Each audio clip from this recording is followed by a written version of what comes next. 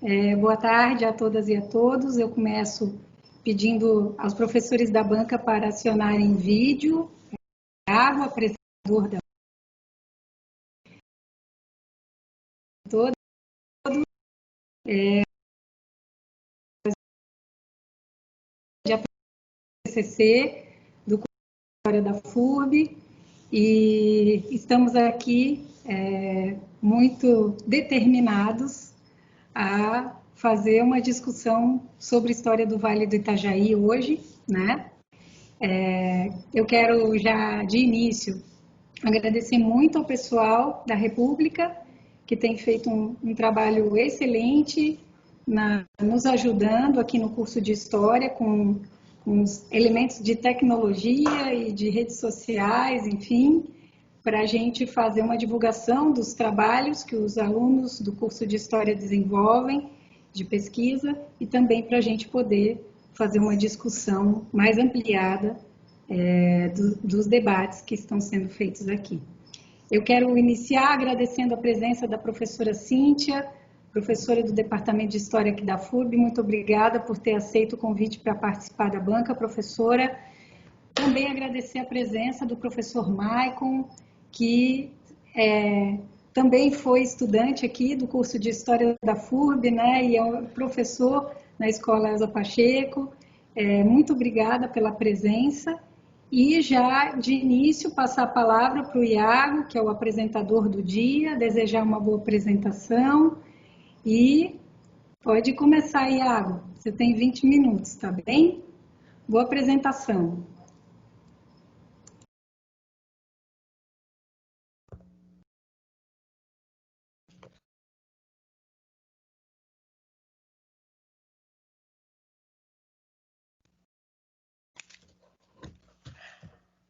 Boa tarde, obrigado a todos. Boa tarde, meu nome é Iago de Souza, acadêmico da 8ª fase do curso de apresentar o trabalho e conclusão de curso intitulado A Relação entre Nativos e Imigrantes em Amônia, no Vale do Itajaí do Norte, 1899-1914, sob orientação da professora doutora Cristina Ferreira. O objetivo geral do trabalho foi, como no slide, analisar as relações entre indígenas e imigrantes a partir da ocupação do território histórico dos indígenas no Vale do Rio Itajaí do Norte, onde Amônia estava localizada, no período entre a chegada dos primeiros imigrantes na colônia até o aldeamento dos indígenas. A história a respeito da imigração foi por muito tempo discutida, e aqui cito Klug, de forma unilateral, com base mais no senso comum do que na pesquisa. Boa parte das produções escritas sobre a colonização do Vale do Itajaí até a década de 1980 exaltam uma suposta habilidade agrícola do imigrante, bem como uma capacidade notável para lidar com as dificuldades, e aqui cito Ferreira, supervalorizando o aspecto vitorioso do processo de ocupação do Vale do Itajaí. Por outro lado, o indígena, quando citado, aparece como um ser violento e não civilizado. Este cenário nos instigou a uma questão-problema. Como ocorreram as relações entre nativos e imigrantes a partir da colonização europeia no Vale do Itajaí do Norte? A fundamentação teórico-metodológica. Memória. Conceito aplicado à pesquisa, considerando que é preciso questionar sempre as tradições inventadas de nossa comunidade imaginada, como suas lembranças e lugares, e reconhecer, por fim, que essa tal comunidade produziu e produz esquecimentos. Cabe destacar que estas memórias estão sujeitas ao esquecimento, não apenas individual, mas coletivo, descartando algumas temáticas sensíveis a uma esfera subterrânea. Considerando que estas narrativas escondem, e aqui cito Pollack, um passado que permanece mudo, em um processo que é muitas vezes menos o produto de um trabalho de gestão de memória, é necessária sua problematização, de forma a compreender tanto o passado como a construção de memórias sobre ele. Como no slide, a análise do discurso. Para a análise das fontes, utilizamos a metodologia da análise do discurso, considerando que, e aqui cito Cardoso, as condições de produção do discurso dependem das condições de seu reconhecimento, isto é, das instâncias capazes de legitimá-lo ou não na sociedade. Em outras palavras, empreendemos um trabalho que contempla questões internas e externas dos textos, em busca, e aqui cito Orlandi, dos sentidos dos discursos e a configuração dos lugares para as ideias na trama da relação linguagem-pensamento-mundo. Fontes. As fontes da pesquisa foram os artigos da revista Blumenau em Cadernos, que, ao longo de seus mais de 60 anos, trouxe narrativas sobre os imigrantes europeus que ocuparam o Vale do Itajaí e Amônia. As matérias foram reunidas tendo como fio condutor os nomes, que remetem a uma localidade, conhecida no período como Amônia, que nas páginas da revista compreendia Ibirama, Hans Amônia, Dalbergia, New Zurich, José Batez, Presidente Getúlio, Nova Bremen, entre outros. Essas diversas matérias foram organizadas dentro de uma série documental, estendendo-se entre 1957 e 2018, de acordo com o tema e o recorte temporal. A reunião, leitura e fichamento desses artigos extraídos de diversos números e tomos da revista aconteceu ao longo do ano de 2019. Além da revista, foram estudados 2 livros de cunho histórico e memorialístico. O primeiro, intitulado Terra da Fartura, História da Colonização de Ibirama, do memorialista Harry Vise, que foi publicado em 2007. O segundo, o livro O Município de Blumenau e a História de seu Desenvolvimento, do memorialista José Deik. O capítulo 1 foi intitulado Imigração no Brasil, Império, República, o caso Imigração no Brasil, Império e República, o caso de Amônia. No subitem 1.1, a política imigratória do Império, do Rio de Janeiro ao Brasil Meridional, foi comentado questões relacionadas aos projetos de colonização no país. Percebeu-se que a política imigratória pré-1850 não possuía contornos bem definidos, possibilitando grandes variações e possibilidades regionais, visto a instituição das assembleias provinciais, que possibilitou a discussão da imigração de acordo com interesses locais. Dessa forma, temos o caso da colônia Blumenau, que teve seu projeto encaminhado por Hermann Blumenau ao governo da então província de Santa Catarina em 1848, ou seja, estabelecida dentro dos moldes de uma política imigratória marcada por interesses locais. Como no slide, em Santa Catarina, um dos interesses era preencher o aparente, e aqui cito Wittmann, vazio demográfico, na região do Vale do Rio Itajaí, onde Blumenau foi estabelecida. O vazio era aparente, pois a região já era habitada por nativos. No entanto, como no slide, a história da região foi narrada a partir, e aqui cito Cristina Ferreira e Bachmann, de uma memória histórica de cunho oficial, sustentada por grandes personagens do passado, sob a defesa de algumas instituições culturais e empresariais. Isso significa dizer que se atribui a determinadas figuras históricas um status de fundador ou pioneiro, em detrimento de outros grupos. No caso de Blumenau, o título de fundador é atribuído a Hermann Blumenau, perspectiva que vem sendo problematizada nas pesquisas recentes sobre o Vale do Itajaí, no Centro de Memória Oral e Pesquisa da FURB. Cabe destacar que o universo colonial era bem mais complexo e dinâmico, e os constantes embates por recursos e defesas de interesses não poderiam ser sustentados por um único sujeito ou um grupo hegemônico. O mesmo se aplica ao Vale do Rio Itajaí do Norte, onde a Amônia se estabeleceu nas primeiras com a Desculpem. No subitem 1.2, o início da colonização em Amônia, fluxo de imigrantes e o projeto colonizador, trabalhamos Amônia, que equivale atualmente ao município de Ibirama e arredores. Ela foi aportada em terras pertencentes ao então município de Blumenau e, em 1899, iniciou o fluxo de imigração vinculado à sociedade colonizadora hanseática, ligada às companhias de navegação de Hamburgo. A responsabilidade desta quanto ao povoamento de germânicos era a introdução de 600 imigrantes ao ano, situação que não correspondeu à realidade e permaneceria até a construção da estrada de ferro em 1909, quando, e aqui cito Frotter, grupos oriundos de Blumenau migraram para Amônia. Esses imigrantes não oriundos da Europa, mas descendentes em sua maioria de europeus, ou seja, teutos, seriam mais relevantes para o crescimento populacional da colônia.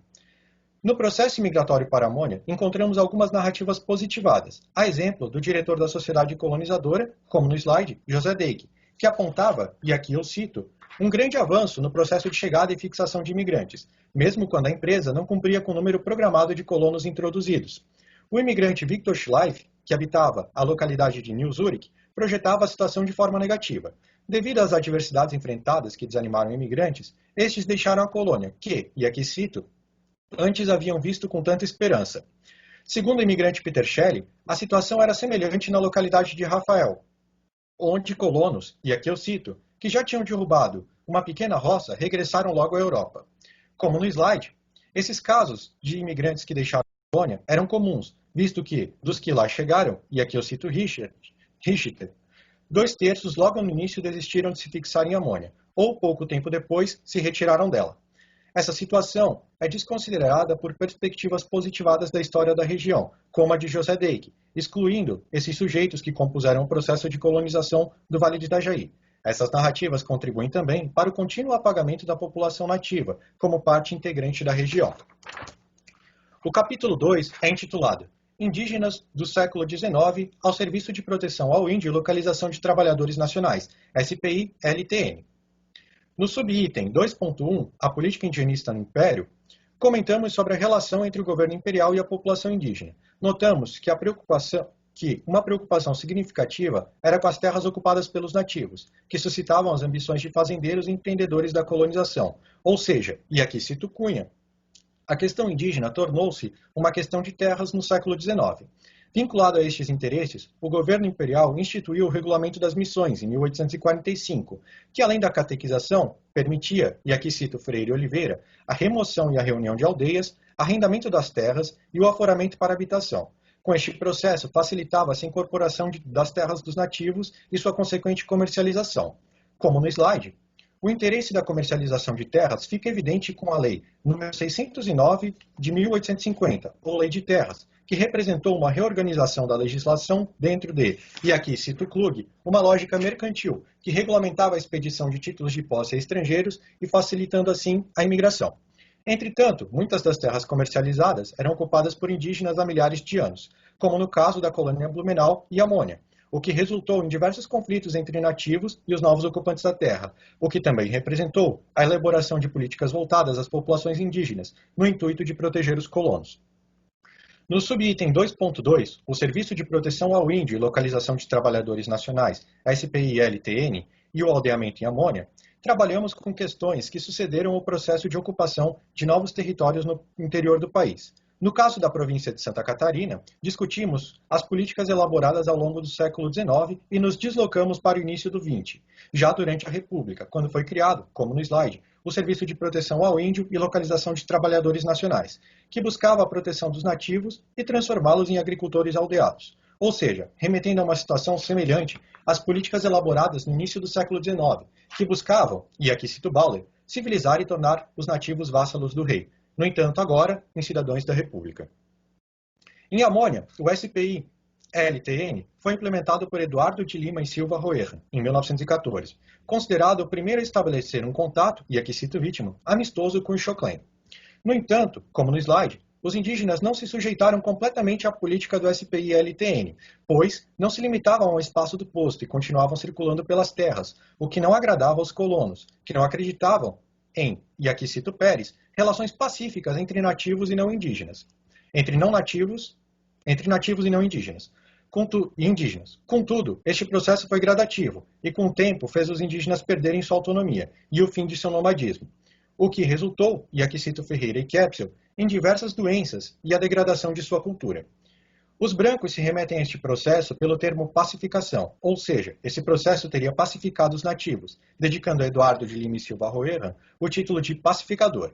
No entanto, compreendemos que o termo mais adequado para o processo seria aldeamento, visto que pacificação está relacionada à imagem de um ser selvagem e violento, e aqui cito Alves, um estereótipo atribuído aos indígenas. Por fim, a política indigenista estabelecida no século XIX e início do XX, buscou afastar os nativos do processo colonizador.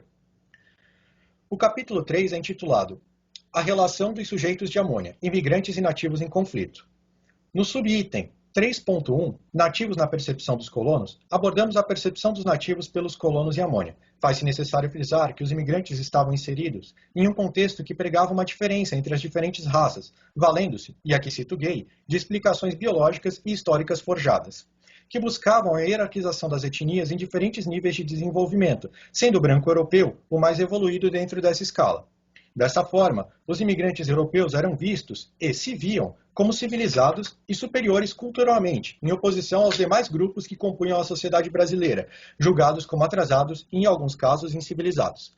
Além dos imigrantes europeus e teutos, em Amônia, estavam os Choclen, os nativos que habitavam a região. Esta denominação foi atribuída a eles pela sociedade não indígena, que também os chamavam de botocudos e bugres, ambas formas pejorativas de se referir aos nativos e muito empregadas durante a colonização. Como no slide, os colonos muitas vezes associavam a presença indígena, e aqui cito o imigrante Victor Schleif, pelo desaparecimento de uma serra, um machado ou uma peça de roupa. Ou seja, mesmo sem avistar os nativos, os imigrantes entendiam que estes se apossavam de seus bens. Os indígenas também eram associados a características vinculadas à natureza, como podemos perceber na fala de Frau Shelley, que em sua propriedade na localidade do Rafael, relatou que, e aqui cito, vozes de animais e pássaros, assim como assobios estridentes, eram ouvidos constantemente. Eu, porém, nem cismava que pudesse tratar-se de sinais dados pelos índios.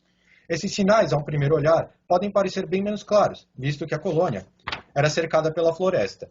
No entanto, a narrativa traz novas indicativas ao relatar uma incursão de nativos na propriedade.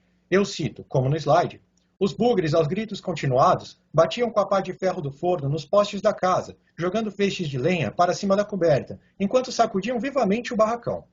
Até vivenciar a incursão, a narradora não relacionava os gritos e vozes de animais como sinais dos nativos. Isto fica claro, pois a própria aponta que nem cismava que esses sinais fossem dos indígenas, e só o faz após presenciar a incursão. Isso se dá, pois a narrativa é uma memória que está sujeita, e aqui cito Mota, a preencher lacunas dentro de uma lógica de lembrança e esquecimento. Ou seja, entre o acontecido, o barulho nas matas, e a narração deste acontecido, o registro, Frau Shelley associa esses sinais à presença de nativos. O fato de relacionar especificamente vozes de animais, sons estridentes e barulhos de pássaros aos nativos, bem como a descrição da incursão, aos gritos continuados e sacudindo o barracão, ou seja, apresentando o indígena como um animal selvagem e feroz, possui uma carga etnocêntrica e racial, onde o europeu civilizado atribui ao nativo características animalescas, ou, em outras palavras, classifica-o como incivilizado dentro do ideal de racismo já citado. No subitem 3.2, a relação conflituosa de brancos com nativos, de bugreiros a memorialistas, contextualizamos que, e aqui cito Santos como no slide, os colonos, bem como os agentes imigratórios, desenvolveram formas de afugentar os nativos, dentre as quais estava a contratação de bugreiros. O trabalho desses consistia em garantir a segurança dos colonos, e aqui cito Miranda, afastando e capturando indígenas. No entanto, uma publicação do periódico blumenauense, Der Urwaldsbot, já no século XX, desconsidera a existência de uma suposta violência contra os nativos, indicando-a como, e aqui eu cito, uma velha fábula. Ou seja, não existiria uma justificativa, ao menos aos olhos do colonizador, para que os nativos realizassem incursões nas propriedades dos lavradores. No entanto, cabe ressaltar que o autor dessas palavras era Alguin Fouquet, que recebia críticas de outros periódicos por, e aqui cito Alves, defender a ação de bugreiros, em detrimento de iniciativas como a catequese indígena. Fouquet ainda indica, e aqui eu cito, que os lavradores nossos nunca faziam mal algum aos índios, mas agredidos, é claro que se defenderam. Em outras palavras, esta perspectiva culpa os nativos por toda a violência entre indígenas e imigrantes. Isso indica que, ao suscitar a violência contra o nativo, como uma velha fábula, o narrador busca ocultar certos aspectos das ações dos bugreiros e favorece a imagem de imigrantes que, atacados, se defenderam. No afã de esclarecer os aspectos ocultados, cabe observar a ação dos bugreiros em Amônia. Após uma incursão dos nativos na casa do colono Pedro Krause, que havia resultado na morte de sua filha Helena, segundo o imigrante Otto Wille, chegaram em Amônia, e aqui eu cito, cerca de 20 figuras com aspectos selvagens, armados com Winchester. Era o caçador de bugres Martinho e seu irmão. A ação de Martinho em Amônia foi registrada pelo Hansabote, jornal local fundado pelo pastor Paul Aldinger, mas que indicou que, e aqui eu cito, a verdade sobre o que aconteceu é mantida propositadamente em segredo, ou seja, outro periódico que ocultou aspectos sobre o tema. A ação dos bugreiros aparece em poucos relatos sobre Amônia. Um exemplo, atribuído pelo memorialista Harry Vise a Eduardo de Lima e Silva Rueran, que descreveu uma ação próxima à colônia, eu cito, como no slide, os tiros só cessaram quando ninguém mais se tinha em pé. Dirigiram-se então para ali, lugar onde estes monstros desrespeitaram mulheres moribundas. Não satisfeitos, penetraram nos ranchos, onde criancinhas choraram assustadas e que serviram para atingirem as lâminas de facas e facões. Outro relato que retrata a violência é o do bugreiro Ireno Pinheiro, ao afirmar que o corpo é que nem bananeira, corta macio, cortavam as orelhas. Cada par tinha um preço. Às vezes, para mostrar, a gente trazia algumas mulheres e crianças. Tinha que matar todos, senão algum sobrevivente fazia vingança. A descrição de ambos remete a um cenário violento, praticado pelos bugreiros contratados pelos colonos. Mas também, no caso do bugreiro Ireno, percebe-se que ele via o nativo como um inimigo, que poderia se vingar. Um ponto importante a ser ressaltado é que, apesar desses dois relatos serem produzidos por indivíduos distintos e com diferentes interesses, existem semelhanças, dentre elas os usos de facas e facões na ação, visto que o corpo cortava macio, e que serviram para atingirem lâminas de facas e facões. Além do grande número de mortos, pois tinha que matar todos, ou só cessaram quando não tinha mais ninguém de pé. Essas semelhanças indicam que aspectos violentos das ações contra os nativos eram ocultados pelos periódicos, e no caso do Hansa Bot, este assume em suas próprias palavras. Assim, as ações dos bugreiros eram legitimadas pelos discursos públicos e justificadas pelos preceitos da raça, visto que, para os colonos, os indígenas eram considerados animais selvagens. Considerações finais. As relações entre nativos e imigrantes se intensificaram a partir do processo imigratório para o Vale do Itajaí. Como resultado, ocorreram diversos embates, o que se agravaria com o aumento da atuação dos bugreiros. Uma solução mais efetiva, na perspectiva de parte dos colonos, foi o aldeamento, realizado já na segunda década do século XX, por meio do SPILTE. No entanto, este foi nocivo para os nativos, pois aos poucos extinguiu seu estilo de vida nômade e colocou-os em contato com doenças, como a gripe, além de condições sanitárias pouco adequadas. Já antes do aldeamento, era comum a contratação de bugreiros, que caçavam os nativos com armas de fogo e facões. Essas medidas foram justificadas pelo etnocentrismo e os preceitos da raça dos colonos. E os relatos e discursos sobre essas ações dos bugreiros assumidamente omitiam as especificidades das violências cometidas contra os nativos. Assim, podemos acessar o que os periódicos colonos faziam questão de esquecer nessa relação conflituosa entre nativos e imigrantes. Os colonos descreveram os nativos considerando os inimigos, que cobiçavam seus bens, um selvagem violento e parte de uma etnia degenerada que se assemelhava aos animais. Dessa forma, constatou-se que os colonos buscaram apagar a memória da ação dos nativos, culpando-os pelos conflitos e minimizando sua participação na construção da memória histórica sobre o Vale do Itajaí do Norte, em Amônia. Aqui temos as referências desta apresentação. Muito obrigado.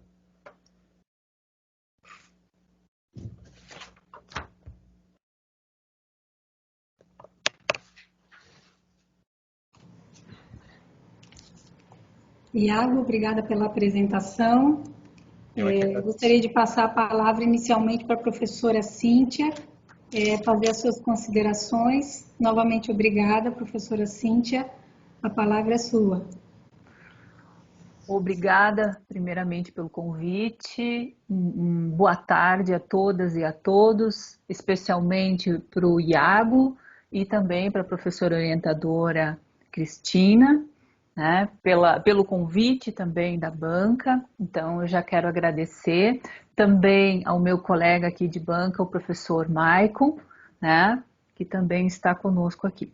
Então, para mim, esse tema ele é muito caro, né, porque se relaciona a pesquisas que eu venho construindo, né, ao longo da minha carreira. Então, para mim é uma felicidade receber esse convite e poder estar conversando, né, com vocês a respeito e fazendo algumas questões aí para se pensar. Eu, na minha avaliação, acredito que o trabalho é extremamente relevante, né, para os estudos, então, que abordam os contatos estabelecidos entre imigrantes e indígenas, né, aqui especificamente no Vale do Itajaí, em especial a colônia de Amônia, né, que é então o que especificamente o Iago apresenta, né. Eu quero também comentar que o trabalho ele traz um conjunto de fontes muito pertinentes e interessantes, né, para análise desse tema, né, além também acompanhando a seleção de uma bibliografia e a própria análise, né, dessas fontes. E dessa forma eu destaco que esse trabalho ele possui os elementos necessários para um TCC. Tá? Então, de antemão, eu já quero dar os parabéns para o Iago pelo trabalho. Bom, então o meu objetivo aqui é contribuir com vocês, então eu fiz aqui algumas sugestões e reflexões, né? E aí vocês, você, Iago, e a professora Cristina, depois vejam se é possível, né, introduzir alguma questão nesse sentido. Bom, gostaria primeiramente de falar de uma questão que tu citas muito, né, o aldeamento, né? eu gostaria que você observasse, né, que realmente o posto, né, o posto indígena Duque de Caxias, que é criado em 1914, que é o limite do teu recorte temporal, ele é um aldeamento, né? Mas seria importante você trazer junto a questão do posto, porque o aldeamento dentro do Diretório das Missões, que é a última política antes do SPI-LTN, em 1845, né, tinha uma outra característica, né, o que seriam aldeamentos. Então, é muito importante, em alguns momentos, acredito 2 momentos do texto, você traz essa relação, mas isso é uma questão bem importante, tá? Porque na verdade, o posto indígena, a política de criação do posto indígena era justamente para substituir o antigo sistema de aldeamento de 1845. Era justamente isso, era para substituir essa política de aldeamento. Então, sempre tem que trazer essa coisa articulada, aldeamento, a questão do posto, né? E nesse sentido, eu já aproveito, né, ao longo do texto, você desenvolver essa questão do posto, né, porque uma coisa é a questão teórica, do que seria esse projeto, outra coisa é como ele foi praticado, né, como você mesmo colocou muito bem no seu trabalho, existem as especificidades regionais, provinciais, enfim, né, mas uma coisa é o projeto, né? Então, em algum momento, eu senti falta de você efetivamente falar o que seria este posto indígena, mesmo que o teu recorte temporal é de 1914, porque a política ela é de 1910, está dentro do recorte do teu trabalho. Então, é você trazer, porque havia uma ideia de se criar, né, povoamentos para esses indígenas hipoteticamente serem preparados para participar da civilização, para participar dos processos de colonização, né? Então, até você trouxe aí autores que também trabalham, né? Inclusive o Lima, né? O Antônio Carlos Lima, que é uma grande referência, né? Do trabalho O Grande Cerco de Paz, mas eu gostaria também de dar sugestão do Gagliardi, O Indígena e a República, né? Porque ele também traz muito bem essa discussão de como foi criada a política do SPI-LTN. Então, eu também já gostaria de comentar com você, para você fazer uma revisão em relação à sigla ao longo do trabalho, porque em vários momentos ela aparece, né, trocada as letras, né? E isso, na verdade, é muito fácil, né, de você modificar. E já falando da sigla do SPI-LTN, veja, você, quando vai falar do posto, pode falar mais do que significa essa sigla, porque a sigla diz Trabalhador Nacional, Serviço de Proteção ao Indígena e Trabalhador Nacional. Isso era política, tornar, em última medida, o indígena trabalhador nacional, né? Aí veja a incoerência, né? Na verdade, eu trago isso porque eu acho que isso pode enriquecer mais ainda a tua discussão. No momento que havia uma política que dizia que o indígena deveria ser trabalhador nacional, participar do progresso, se tornar praticamente um colono, porque os postos deveriam hipoteticamente receber sementes, né, e outros objetos necessários, né, para a colonização, tá? E aí eu vou também entrar numa outra questão, já na introdução, um pequeno apontamento, por que você utiliza nativos, né? É muito óbvio, mas você deve estar utilizando, né, porque são habitantes originários do território. Então, na opção que você faz, né? Então, é só trazer ali em algum momento, porque aí você já justifica, você não vai trazer índio, você não vai trazer indígenas, você traz proeminentemente nativos. Por quê? por que nativos, né? E aí, você também traz no teu texto a questão da etnia Xoklen, mas eu acho que traz muito tarde, trazer um pouco antes essa situação e, assim, na introdução, só talvez 2 ou 3 linhas para indicar que você vai falar depois, né? Então, veja, é muito importante, você fala do Xoklen, né? Mas você também já trazer que existiam outros grupos étnicos indígenas, né? A gente não tem como precisar exatamente, né, apenas Xoklen por causa da relação com os Caigangue, né? Porque eram territórios originários não só do Xoklen, né? Então a gente não tem exatamente como precisar, né, que eram apenas Xoklen. Só uma pequena indicação, né? E aí, também reforçar já, porque você traz no teu texto, quem está novo e ocupando o espaço é o imigrante. Quem é o habitante originário é o indígena. Se você já pode, né, fazer uma indicação ali no início, eu acho que iria contribuir bastante com o teu trabalho, né? E aí eu passo a falar um pouco também em relação quando você traz em vários momentos no teu trabalho estilo de vida indígena. Na verdade, não é um estilo, é uma perspectiva de mundo e de interação com a natureza e espaço muito diferenciada. Até a questão da língua, né? O tronco linguístico, né? Em algum momento, por exemplo, lá pela página 38 do teu texto, tu traz mais elementos do Xoklen. Até talvez pela divisão dos capítulos, mas isso em nenhum momento iria modificar se você trouxesse antes esses elementos, né? Em algum momento antes da página 38, né? Você faz assim algumas incursões ao longo do texto e na página 38 você faz realmente uma exposição. Eu acho que precisaria vir também um pouco antes, não tirando de lá, mas trazendo já essa discussão um pouco antes ou ao longo do texto, permeando o texto, né?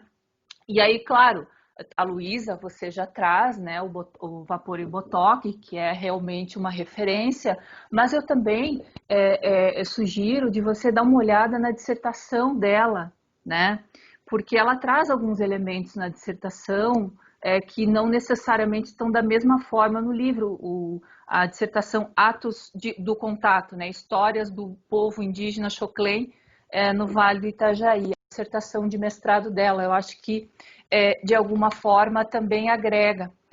E aí eu vou para uma parte assim, ó, eu gosto muito de mapa, né? Isso muitas pessoas já sabem.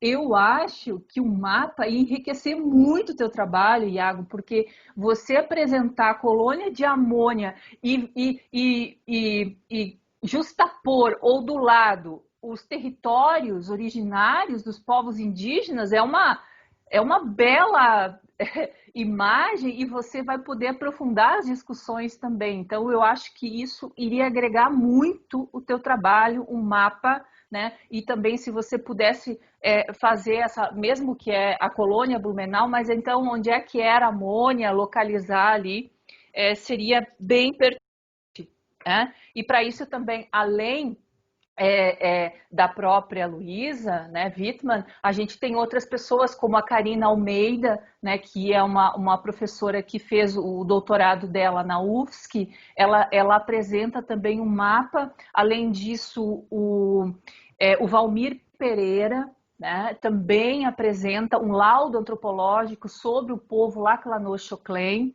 tá?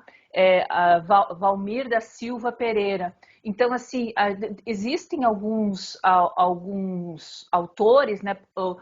Clóvis Bringuetti, por exemplo, que é professor da UNILA, ele também traz um mapa que a própria Karina Almeida fez e ele utiliza também e referencia ela. Eu acho que seria fantástico, seria uma contribuição, um aprofundamento, iria trazer mais mais robustez à tua análise, tá?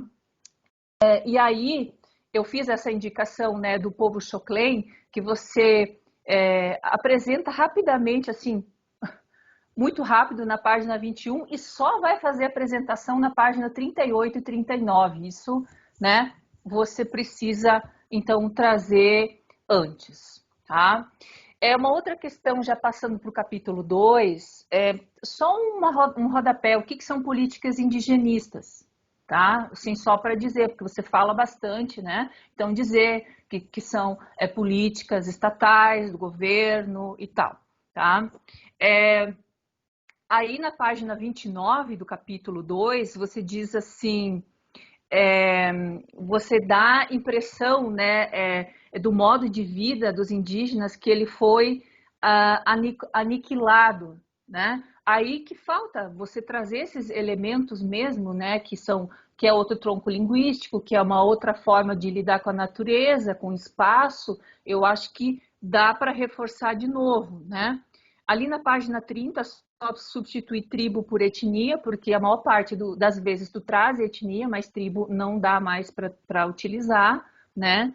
Dentro dessas perspectivas que a gente vem trabalhando, tá?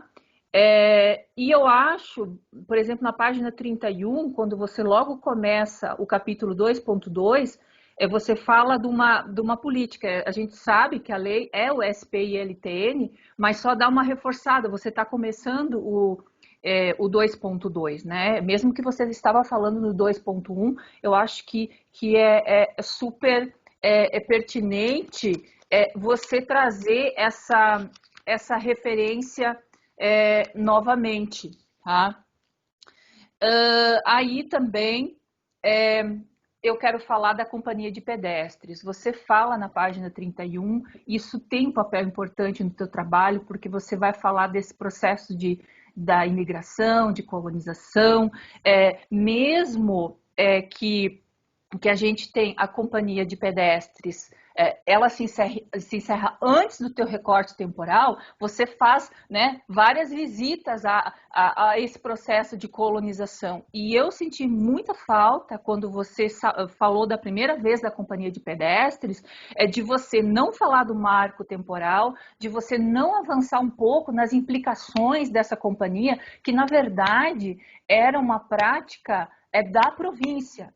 Isso eu acho um elemento muito importante para depois você falar das próprias relações que se estabeleceram, e essa política é da província mesmo. Então, é algo super importante para depois tu também aprofundar as tuas discussões, né, de contato, relação, as percepções dos indígenas, porque, veja, havia uma lei de caçar indígenas de mais de 50 anos. E isso também causou visões e percepções, né, importantes. Então, eu acho que vale a pena aí. E aí você já traz a Luísa Tombini, a Wittmann, né, que fala da companhia de pedestres, né? Você traz o próprio Silvio Coelho, né, na obra dele Índios e Brancos no Sul do Brasil, ele também, né? Então você já tem uma bibliografia para falar sobre isso. Aí também tem uma outra questão na página 32, que você cita o ideário positivista, mas você não fala em nenhum momento o que foi positivismo, nem as 3 leis do Augusto Conte, e muito menos você não relaciona a política dizendo que para o Estado brasileiro, para que se criar essa política, os indígenas estavam na primeira fase. Eles eram fetichistas e eles deveriam atingir a 3ª fase, que seria o estado positivo, para então ser integrado à colonização, né, ao progresso. Então, assim, vai dar uma olhada, né? Tem muitas pessoas que trabalham, eu também trabalho com essa questão do ideário positivista no Brasil, né? Mas também o próprio Lima, que você citou, isso aí é super importante para você fazer essa relação, porque mesmo que você traz a relação da raça e das teorias raciais, a política não necessariamente estava é centrada nisso. A política tinha toda uma perspectiva dos ideais, né, positivistas aqui no Brasil e como eles seriam praticados hipoteticamente, é claro, tá? E aí também, aí você pode avançar um pouco mais para essa questão da civilização, porque essa política, ela pretendia isso, digamos assim, né? Aí uma outra pessoa que pode contribuir muito, além do Gagliardi, né, que eu falei, do José Gagliardi, é o próprio Darcy Ribeiro, Sentir Falta, né? Os índios e a civilização. Isso é um clássico, a gente não pode deixar de citar o Darcy Ribeiro, porque é um cara que trabalhou muito em relação à política indigenista. Então, e outra coisa, não é só falar do positivismo, você fala ali abertamente do apostulado positivista e você não diz que, na verdade, esse é um problema, existem dois grupos, os heterodoxos e os ortodoxos. Então, só um rodapé para resolver isso. Na verdade, quem era a favor aos indígenas era o apostulado positivista, que eram, na verdade, os ortodoxos. Os heterodoxos não necessariamente estavam defendendo a questão indígena no Brasil. Então, isso tudo é rápido de resolver, né? Inclusive com nota de rodapé. Tem também a Ângela Alonso, né? Ideias em Movimento, que ela trabalha um pouco essa questão dessa ruptura, né? Heterodoxos e ortodoxos, né? E aí, na página 36, né, você fala assim, abre aspas, por fim, a política indigenista do Império e depois da República buscou sedentarizar as populações indígenas, afastando-os do processo colonizador e de expansão de fronteiras, ou seja, apenas das intenções declaradas em incorporá-los como cidadãos, acabaram de excluir só a verdade as bases do SPI, a partir do positivismo, era que justamente os indígenas participassem do progresso e da colonização, né? Então tem que ser reforçado isso. Uma coisa é a política, a outra é a prática, né? A prática estava distante da política, mas é necessário realçar isso também, tá? Aí no capítulo 3 eu fiquei pensando no título do capítulo, né? Principalmente o 3.1, você coloca assim, nativos na percepção dos colonos, mas na verdade você traz toda uma exposição dos indígenas, né? Eu fiquei pensando, não é só os nativos na percepção dos colonos, você traz elementos dos próprios Xoclen, né? Então eu fiquei pensando em relação a ao título do 3.1, tá?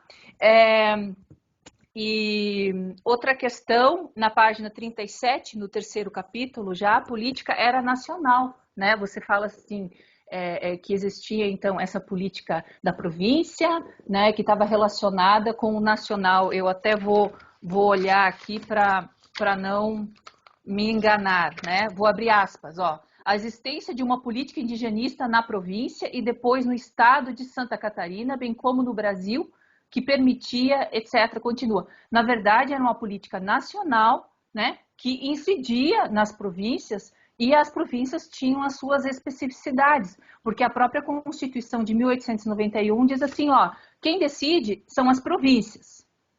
Está lá na Constituição. Depois disso, sai uma política nacional. Aí como é que fica essa discussão, né, o que está na Constituição e o que está na política, né? E uma outra questão assim, que eu tenho que te falar, que eu já passei, você não pode colocar na página 32, assim, que com a República os indígenas seriam cidadãos. Eles não vão ser. Eles estão ali, eles precisam passar por todos os estágios para tentar integrar a civilização. Mas ainda isso não era falado na política. Né? Isso não iria acontecer enquanto não fossem alcançar esse estágio primitivo, uma vez que eles eram fetichistas. Então, eu gostaria aqui que você desse uma olhada nisso. Tá? E você traz o Todorov, você faz essa discussão do outro, mas eu achei que você poderia aprimorar isso. em vários momentos, dessas fontes tão interessantes que você traz, né? Você poderia aprimorar. Eu acho que você poderia usar mais a fonte, na minha opinião, tá? Então, é uma questão. Aí, sobre os periódicos, eu acho o seguinte, você poderia, talvez, apresentá-los, nem que fosse de rodapé, né? Assim, quem são, né? Da onde são, porque, veja, você traz o Urvaldsbote, o Blumenau Zeitung e o Hansbote, mas você não traz, assim, informações, você traz, assim, de uma maneira, em vários momentos. O próprio Hansbote, que me parece também interessante, você traz muito pouco o que era, né, a relação dele. Então, eu acho que num trabalho tão interessante que nem o teu, eu acho que isso faria ganhar, né? E aí você fala do Eugen Vogel, né? Eu acho que é muito interessante essa discussão que você traz dele, e eu achei que foi tímido a tua análise. Você poderia ter pesado mais ali e trazer essa relação do outro. Eu acho que você poderia avançar aí. E aí na página 50 fala do caso da noite de Natal da propriedade dos Krause. Veja, você não contextualiza ali. Quando é que isso saiu no Hansbote? Existe um tempo depois? Isso foi imediatamente depois? Né? Eu acho que isso também iria agregar.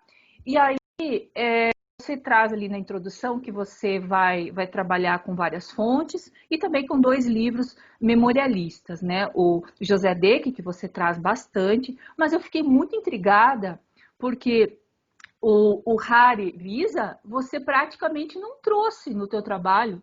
Eu fiquei intrigada no sentido de que, então, ele não... Porque eu vi ali, eu posso estar enganada, em 2 momentos você trouxe o Hari. Eu fiquei curiosa para saber se, na verdade, há um silenciamento em relação à questão dessas relações entre imigrantes, né, e indígenas, ou você optou, ou como é que foi isso? Porque eu vi que o D que você trouxe muito mais, e como você colocou na introdução, também era uma fonte. Então, por que você só trouxe em 2 momentos ele, né? Porque se ele realmente não fala, isso também é uma representação, né? De uma relação que se estabeleceu entre imigrantes e indígenas, né? Eu já passei do tempo, né, Cristina? Então, é que é muita coisa para falar, mas enfim, eu finalizo aí, mas se você puder falar um pouquinho, fiquei muito curiosa em relação ao Hari, né? Porque o D que você traz, assim, em vários momentos, mas o Hari você, né, praticamente desapareceu do teu trabalho, tá? Então, mais uma vez, muito obrigada, tá? É assim mesmo, né? Quando o tema de pesquisa é nosso tema, a gente sempre se empolga, né? Obrigada, professora Cíntia. Eu já vou passando a palavra ao professor Maicon, agradecendo de antemão a presença conosco e podendo fazer suas considerações para o trabalho. Obrigada, Maicon. Não consigo me ouvir bem? Consegue ouvir bem?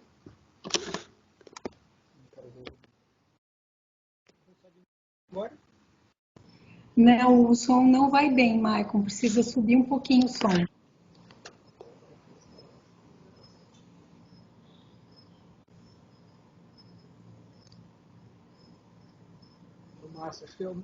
Eu acho que é o máximo que vai aqui. Ah, mas está bem agora. Agora está bem. Pode mandar bala. Tem a alma aqui do computador. Primeiramente, agradecer esse convite, agradecer essa oportunidade de estar aqui hoje com vocês, de poder ter lido o teu trabalho, Iago, foi bem bacana. Obrigado pelo convite, tanto teu quanto a professora Cristina. A Cíntia, ela domina o assunto, então o ponto de vista dela é muito mais direcionado à parte teórica ali, que ela tem um domínio que eu não tenho. Eu pensei a minha fala, sabendo já que a Cíntia trabalharia com o assunto, eu pontuei a minha fala de hoje pensando no potencial do teu trabalho. E aí pensando aquilo que tu estás te formando como um professor de história, né? Então, um historiador, um professor de história, e eu vou falar daquilo que, teoricamente, aquilo que eu mais estou presente. Eu atuo como professor e de que forma que eu enxergo o teu trabalho, a tua pesquisa, com esse potencial que eu fiz da tua leitura desse material, do resultado dessa tua pesquisa. É claro que qualquer coisa que a gente vai fazer, ele chega na banca, tem outras sugestões que poderiam trazer para outros caminhos, outras possibilidades, e nunca em si termina, né? Mas ao momento a gente vai ter que dar um corte, né? E aí a Cintia já trabalhou bastante algumas coisas teóricas contigo. Até com 3 ou 4 aqui, até tinha mencionado a questão dos indígenas, a questão do mapeamento também achei interessante, porque tem muita questão da sala de aula, que eu acho bem importante. Mas eu vou pensar por isso aqui, questão básica. Assim, primeiro, parabéns para ti pela escolha do tema. Se a gente pensar o contexto que nós vivemos, e não é só de agora, mas pensando especificamente, o óbvio precisa ser dito. Quando eu ouvi isso pela primeira vez, isso, lá na primeira aula do mestrado, em 2014, eu achei balela, assim, depois eu me toquei nesse processo. Essa narrativa que tu constrói ali, ela é um enorme potencial para a sala de aula. Porque dentro do espaço da escola, dentro do espaço para fora disso, essas disputas de narrativas sobre a vida indígena, sobre o significado dos indígenas, é muito mais negativo, é muito mais pejorativo, é muito mais uma mercadoria dispensável, né? E aí a gente vê o contexto agora dessa discussão das queimadas desse ano, entre outras coisas, como é importante ter, e aí eu amo de ser aqui na região, né? Como é importante chegar com essa facada assim de leve. Eu digo assim, né, que a gente podia botar mais dentro, mas tem que saber a briga que a gente tem que fazer, né? De quanto que é potencial esse teu material para usar em sala de aula, claro, não o TCC em si, mas aqui que tu possa trabalhar a partir disso, depois eu até vou falar algumas sugestões. Temos alguns materiais, é claro que a questão da alteridade é um problema sempre que a gente tem que enfrentar, né, para discutir essas narrativas, de que a gente está falando de quem, né? Mas a tua escrita é uma escrita tranquila, cara, depois vem aquela parte ali que eu vou te encaminhar o arquivo com as questão de ortografia ali, base, algumas sugestões. E quando comecei a ler o teu trabalho, eu me lembrei de eu ficava trabalhando esse tema na escola, e eu lembro de uma revista em quadrinhos, você ouviu falar, eu não vou lembrar o ano exatamente que ela foi disponibilizada aqui, mas é O Desbravador, que é uma história em quadrinhos que dialoga sobre a figura do Dr. Blumenau, que você conseguiu desconstruir em alguns momentos muito bem dentro do texto. Depois está destacado nos meus comentários, depois do teu arquivo. E é importante como aquela obra ali, ela foi levada com um público direcionado, que é o público da educação do Fundamental 1. Então, que temos um curso de história de top 5, mas você vai enfrentar, como professor do Fundamental 2 ou do médio, estudantes que durante o período da pedagogia, o período das primeiras 4 anos, 5 anos ali, elas não têm essa possibilidade de limites na formação, não talvez na intenção, e vão reproduzir muitas vezes, como eu quando eu comecei a minha carreira como professor, de usarem isso como um status de documento de verdade, né? Não é um documento a ser problematizado, mas como está aqui explicando. E lá dentro dessa revista tem alguns recortes, que até eu coloquei como sugestão que talvez tu pudesse acrescentar no teu texto. Mas eu sei, essa questão de acrescentar algo no texto de um TCC, de uma dissertação, de uma tese, é problemático, né? A gente quer agarrar o mundo para escrever e tem que fazer o recorte, que é o limite, né? Até, como a Cintia colocou, também pensei em alguns itens que tu poderia aprofundar melhor dentro do texto, assim, coisa, mas a Cintia, claro, já te deu todas as indicações aí mais aprimoradas. Mas também, depois que tu for ver o arquivo, tu vai perceber isso.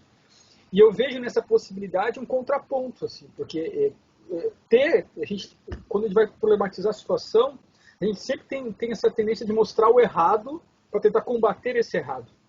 E o bom do potencial do teu material é, claro, que tu também acaba trabalhando por isso, que as fontes têm seus limites, mas tu apresentar uma fonte que já parte de uma perspectiva de olhar de um outro jeito, de um outro lado, que não só remoendo a ideia de combater esses preconceitos, racismo, esses enfrentamentos. Eu vejo aqui como potencial, não talvez uma história em quadrinhos, mas um potencial que você possa transformar isso, obviamente, num artigo, e desse artigo a gente possa utilizar em sala de aula de um ensino médio. Poderíamos trabalhar com uma ideia de oficina. Acho que a oficina é uma possibilidade que tu possa trabalhar. Como é um tema presente, já ajuda aqui nós, enquanto professores, você, enquanto professor da sala de aula, a trabalhar o teu próprio material com uma problematização de uma discussão, né, de uma história local. Que a gente tem dificuldade do estudante perceber essa história local. Eu trabalho com algumas coisas assim, eles olham Brasília, eles olham São Paulo, eles olham Rio de Janeiro, eles olham a TV, eu acho a internet, mas não olham local, né? Essas questões locais, elas têm um potencial muito grande. E eu vejo quanto o trabalho que a professora Cristina faz junto com seus acadêmicos, seus orientandos, né, o Gabriel, entre outros, que trabalham a questão do Vale do Itajaí, quanto tem material potencial sendo produzido dentro da FURB, dentro do curso de História, que precisa, né, ser visibilizado e com certeza vai chegar na sala de aula. Né? Eu já usei o Gabriel na sala de aula, né? O Dalmolin já usei esse ano na aula virtual, ou seja, o teu texto vai ser utilizado de alguma maneira para isso. Acho que o potencial dele é muito nesse sentido. Só para te direcionar algumas coisas assim. A questão do mapa que a Cíntia já mencionou, é que a Suzy Bittencourt fala muito disso, a questão da visualização, como ela é potencial para o aprendizado. Assim, né? Para quem é da região, né, eu nasci aqui, já trabalhou isso, faltou o mapa ali, ter um mapinha para poder orientar algumas discussões, achei bem bacana, já era que assim, já tinha comentado contigo, e isso é importante, porque não pode ser só uma mera representação, uma mera ilustração, ele pode ser utilizado para discutir várias questões, né? Até para ter divisão que tu fala da parte norte do Vale do Itajaí, né? Então tem uma discussão dele. Tu pode trazer com outros, a barragem norte, outras discussões que tu possa trabalhar, é bem importante. A tua escrita tem a questão de ser um texto que um aluno do ensino médio consegue tranquilamente dominar. Claro que alguns conceitos precisam ser trabalhados, mas é função do professor trabalhar com isso. Mas é um potencial muito bom de uma escrita bem acessível, que uma linguagem bem direcionada, bem escrita, eu gostei bastante do teu material. Potencial também eu vejo que a partir dele tu possa até, não sei se esse é o teu desejo de pensar esse tema para ir para o mestrado, para o doutorado, mas tem alguns caminhos que tu possa tracejar ainda trabalhando essa questão da região, porque esse é um tema que pode parecer pequeno falar da questão da relação, mas nós, enquanto professores, nós temos vários materiais soltos, assim, né? O teu, ele traz uma coisa muito pontual, muito direcionada, que facilita para o dia a dia do professor ter esse material em acesso pronto, assim, né? E aí potencializar com uma espécie, no estado profissional a gente fala muito disso, né? De um produto, entre aspas, de você trabalhar alguma coisa material, um documentário, um vídeo, sei lá, uma sequência didática, alguma coisa que você possa trabalhar a partir do teu material, potencializa muito da nossa discussão em sala de aula, né? Até para além do Vale do Itajaí, até para além de Blumenau, né? Porque daí a gente conta os outros 3 grupos, a Cíntia fala dos Caigancha, os Choclenhos, estão mais próximos aqui, mas tem os Guarani.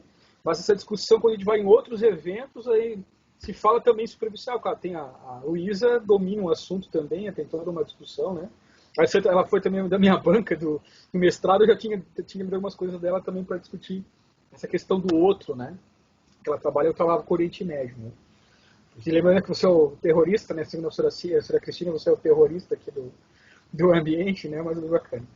Penso que nesse sentido, acho que o restante das minhas sugestões estão lá no arquivo para ti, estão algumas questões. Tem algumas questões só de digitação, tem alguns espaços em excesso, tu vai perceber lá que tem várias escritas assim. Mas, cara, eu vejo muito e acho que fica, de certa forma, um convite, né? Não vai durar muito, vou te convidar para a gente fazer alguma coisa na aula, porque o potencial de material é muito grande e a gente possa aprofundar e transformar isso em alguma coisa ainda mais prática para o acesso teu como professor, nós como professores, e aí te desvencilhar para uma pesquisa mais aprofundada para outros caminhos que o teu texto possibilita, né? Caminhar dentro do óbvio que precisa ser dito, mas que não está tão acesso às pessoas, e talvez até com num grau que a gente conversou muito com a Cíntia, isso no LADI, né? O quanto que talvez nós temos potencial para fazer algo de material para processos iniciais. E aí ter o caminho de outros aí são bem importantes nesse sentido, né? No texto tem mais contribuições lá para ti depois. Obrigado de novo pela oportunidade e pela leitura. Muito obrigada, Maicon, pelas contribuições. Vou passar a palavra para o Iago. Iago, você tem míseros 3 minutos para responder, né? Que você puder responder. para a gente seguir adiante aqui nos nossos trabalhos da banca de hoje. Certo, boa tarde a todos. Primeiro eu agradeço as considerações da banca e a presença de vocês, por vocês terem aceitado ler o trabalho e analisá-lo. Professora Cíntia, eu vou responder a sua pergunta sobre o Harivise primeiro. Então, ele é uma obra monumental, tem 600 e tantas páginas divididas em 20 e tantos capítulos. Só que os capítulos são coisas pequenas, né? São pequenos espaços. E muito do que ele faz é uma reunião de fontes, pensando a Blumenau em cadernos. Ele pega muitas coisas da Blumenau em cadernos e incorpora na narrativa dele, e daí ele faz a sua narrativa. Como eu estava usando a Blumenau em cadernos como fonte, já foi a primeira fonte que eu levantei, eu utilizei dele aquilo que não estava na Blumenau em cadernos. Eu utilizei as partes dele, por exemplo, como a questão do relato das pessoas, da violência dos bugreiros, né, que ele atribui ao Eduardo de Lima e Silva. Teriam outras coisas para serem utilizadas dele. Porque, por exemplo, o Martinho Bugreiro, ele nega que ele teria feito a morte de algum índio intencionalmente, pelo menos, né, algum nativo intencionalmente. Mas ele não. Mas o Harivise traz uma fonte que diz o seguinte: olha, se esse cara, eu conheci o Martinho Bugreiro e ele contou para mim que matou muitos índios na região. É uma origem duvidosa, ele não rastreia bem quem é essa fonte, mas ele traz esse tipo de discussão. Ele só não tece uma crítica sobre, ele vai falando, aconteceu isso, isso aqui, isso aqui. Aconteceu isso, isso e isso. O Eduardo de Lima e Silva chegou aqui, ele aldeou os indígenas. Antes disso, acontecia o trabalho dos bugreiros, tinha a tentativa de catequese indígena, mas ele não chega a problematizar nada nesse sentido. Ele só apresenta. Tanto é que na introdução dele ele se propõe a contar a verdade como aconteceu. Então, ele vai nessa linha. E daí eu usei menos ele por conta disso. Como ele vai muito na Blumenau em cadernos, e ela foi a minha fonte principal, eu privilegiei a Blumenau em cadernos em detrimento do uso dele. Mas ele também foi uma fonte importante, porque sem ele eu não teria relatos sobre a violência indígena em Amônia especificamente. Só poderia supor coisas a partir do que o Ireno Pinheiro diz, por exemplo, naquela entrevista que ele fez com o Silvio Coelho dos Santos. Eu acho que era isso. Professor Michael, eu vou responder essa questão foi levantada pelos dois sobre a questão do mapa. Eu não tive tempo hábil de encontrar um mapa decente para colocar sobre a amônia. A descrição que eu fiz localizando ela no trabalho é baseada numa descrição feita num livro comemorativo sobre Hans Amônia, aonde tem o dito mapa.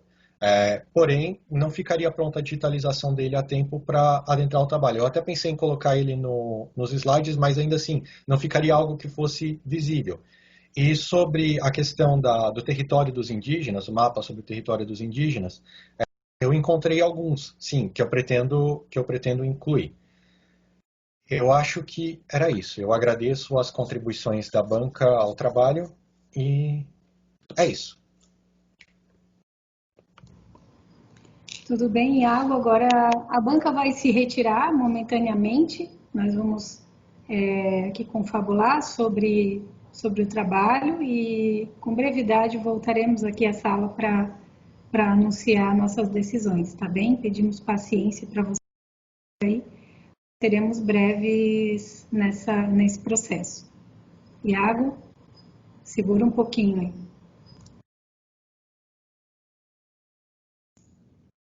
Iago, enquanto a gente aguarda aqui, a gente preparou uma surpresa. Eu vou colocar aqui para ti, só um minuto.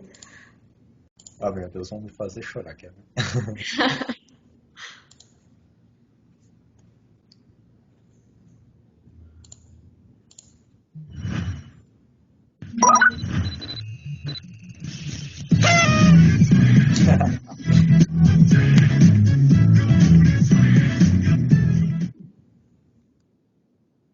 Muito legal, Júlia. Muito obrigado. Parabéns, viu? Obrigado.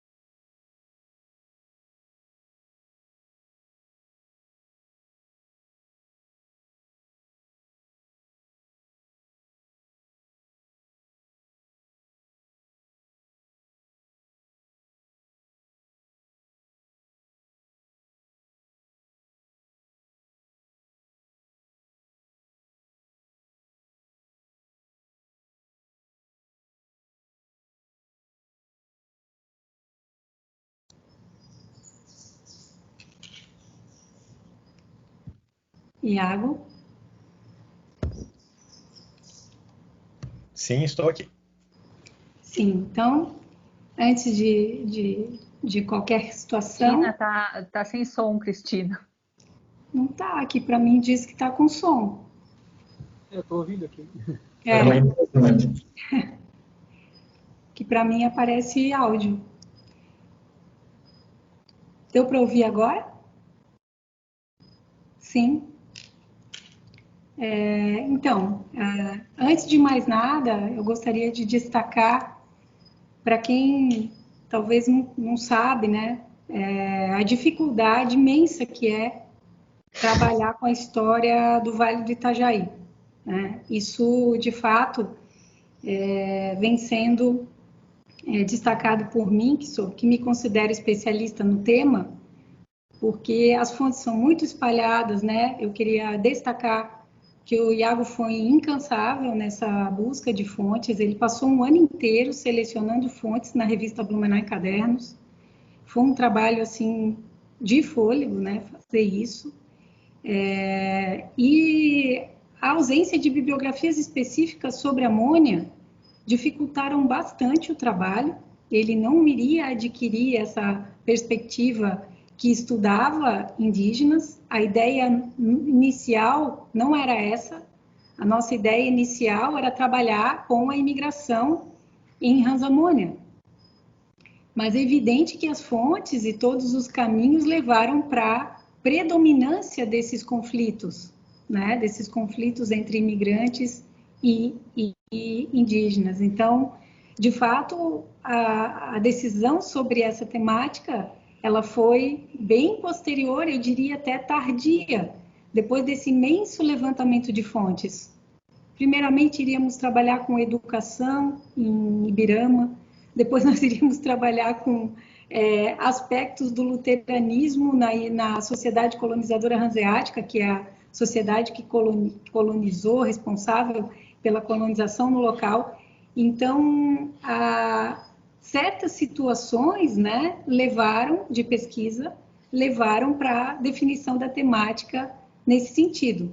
O que, obviamente, nos deu bastante prazer, por quê? Porque se trata de uma contribuição relevante para a história de Ibirama, considerando que o último trabalho publicado sobre isso foi de um memorialista, né? Foi do Harry Wiese, que virou esse colecionador de documentos e numa coletânea de documentos que é muito comum aqui no Vale do Itajaí a gente ter, né?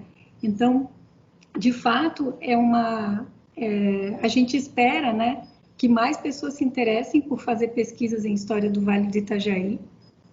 Já alertamos que não é tão simples assim, porque as bibliografias específicas atuais são mínimas, realmente ainda precisamos avançar bastante, e quero destacar, então, que esses níveis de dificuldade somados à pandemia e ao isolamento desse ano, de fato, causaram algumas situações aí para a finalização do trabalho, mas quero parabenizar o Iago e anunciar, evidente, que em banca, né, a banca definiu a sua aprovação. Desculpa o suspense. Parabéns, Iago. Foi só para manter o nível, né, da sacanagem que a história do Vale do Itajaí faz conosco, né? Enfim, agradecer muito aqui a presença da professora Cíntia pelas suas contribuições de especialista, né? Na medida do possível, vamos verificar o que podemos fazer. Esse mapa, ele também foi solicitado por mim, eu também adoro mapas, mas, de fato, a gente teria que fabricar um, né? Então, entre fabricar um mapa e terminar a monografia, a gente optou por terminar a monografia, né?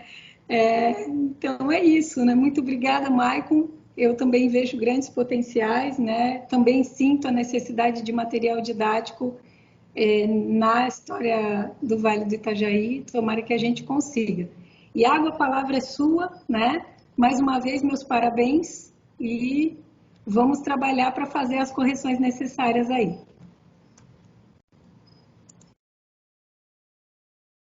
Eu gostaria primeiramente de agradecer novamente à banca, em especial também à minha orientadora, que sem ela esse trabalho não teria sido possível, bem como algumas outras pessoas que eu agradeci no início da monografia e com quem eu já compartilhei esses agradecimentos. E agradeço a todos que eu não citei, mas que de alguma forma contribuíram para isso.